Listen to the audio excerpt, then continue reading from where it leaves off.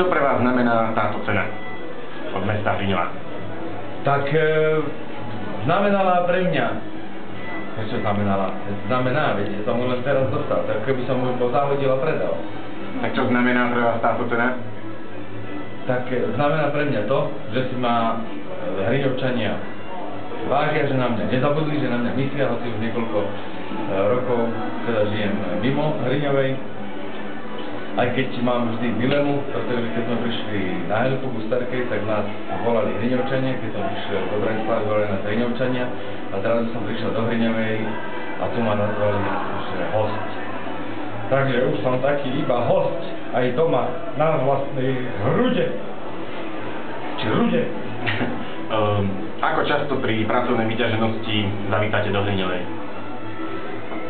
Tak je to čím ďalej tým menej. Cez vysokú školu alebo počas vysokoškolského štúdia to bolo tak pravidelnejšie, každé 2 týždne alebo potom už len raz za mesiac.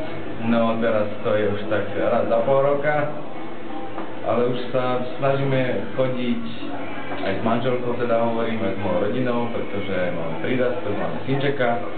Takže si to musíme tak vybukovať, aby aj jedna stará mať bola spokojná, aj tá na strednom Slovensku, aj tá na východnom Slovensku, takže to delíme tak, aby to vyšlo. Čo vám vravia vaši priatelia známi z Hriňovej, hlavne na tú vašu známu postavu v seriáli Profesionáli? Tak toto nebudem komentovať, ani by som veľmi nerad citoval, čo mi vravia, lebo to sú strašné veci a vôbec sa to nedá uverejniť na nejaký portál. No čo aj? Ďakujeme za upozornenie. No nebude. Aké projekty... Fúrka! Aké projekty... Ja poviem, že si klobása... Aké projekty plánujete do budúcnosti? Do budúcnosti tlačenka, potom, neviem, ešte nejaké jemné rezy, kurácie, prsia a tak. A umelecké činnosti? Nejaké projekty do budúcna? Teším sa na leto, pretože by sme mali robiť nový projekt s Teatrom Tatrom v Dimitre.